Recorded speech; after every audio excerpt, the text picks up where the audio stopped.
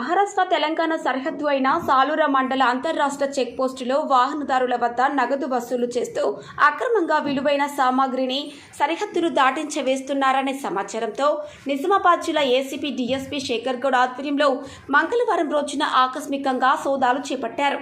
ఈ సందర్భంగా ఆయన మాట్లాడుతూ చెక్ పోస్టు వద్ద ఆర్టీఏ అధికారులు వాహనదారుల నుంచి బలవంతంగా డబ్బులు వసూలు చేస్తున్నారనే సమాచారంతో గత కొన్ని రోజులుగా నిఘా పెట్టి మరీ పకడ్బందీగా ఈ సోదాలు చేపట్టామని, తెలంగాణ రాష్ట్ర సరిహద్దుల వద్ద ఉన్న అన్ని చెక్ పోస్టులపై ఏసీబీ దాడులు జరిగాయని తెలిపారు. కార్యాలయానికి ఇతరులను అనుమతించకుండా రికార్డులను పరిశీలిస్తూ విస్తృత స్థాయిలో తనిఖీలు నిర్వహించి కంప్యూటర్ ఆపరేటర్ వద్ద 13,500 రూపాయల నగదును సీజ్ చేయడం జరిగిందని, ఈ విషయమై దర్యాప్తు చేసి తగిన చర్యలు తీసుకుంటామని తెలిపారు. చెక్ పోస్ట్ను ఏసీబీ ఉన్నతాధికారులైనటువంటి డీజీ గారు ఆదేశాలు ఇవ్వడంతో ఇక్కడ సర్ప్రైజ్ చెక్ చేయడం జరిగింది.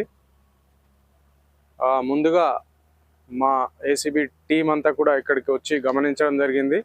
ఇక్కడ కొన్ని వెహికల్స్ వాళ్ళు వచ్చేసి పర్మిట్ తీసుకోవడము, తర్వాత కొంతమంది ఇక్కడ ఈ టేబుల్ పైన కొన్ని డబ్బులు అక్కడ పెట్టేసి వెళ్ళిపోవడం అది గమనించడం జరిగింది ఇక్కడ. దాంతో మేము సర్ప్రైజ్గా చెక్ చేయడంతో లోపల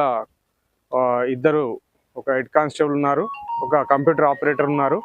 ఈరోజు ఉండాల్సినటువంటి ఏఎంవై అతను శ్రీకాంత్ డ్యూటీలో లేడు. తర్వాత కూడా అతను పిలిపించడం జరిగింది. తర్వాత అంత ఏరియా సెర్చ్ చేస్తే ఒక 13,590 రూపీస్ ఈ కంప్యూటర్ ఆపరేటర్ దగ్గర దొరకడం జరిగింది. అవన్నీ కూడా సీజ్ చేయడం జరుగుతుంది. ఫర్దర్గా దీని రిపోర్ట్ ప్రకారము ఫర్దర్ యాక్షన్ తీసుకోవడం జరుగుతుంది. ఏసీబీ రైడ్స్ ఎందుకంటే చాలా రోజుల నుంచి ఈ చెక్ పోస్టులలో అక్రమ వసూలు చేస్తున్నారని కొన్ని రోజులుగా మాకు సమాచారం అందడంతో మూకుమ్మడిగా తెలంగాణ మొత్తం మీద చాలా చోట్ల ఈరోజు ఒకే టైంకు ఏకకాలంలో దాడులు చేయడం జరిగింది. తద్వారా ఈ అమౌంట్ సీజ్ చేసి ఫర్దర్ యాక్షన్ తీసుకోవడం జరుగుతుంది. లేదు, ఫర్దర్ యాక్షన్ తర్వాత ఉంటుంది. ఇప్పుడే అరెస్టులు ఉండవు. తర్వాత నేను డిఎస్పీ నిజామాబాద్ ఏసీబీ శేఖర్ నా పేరు.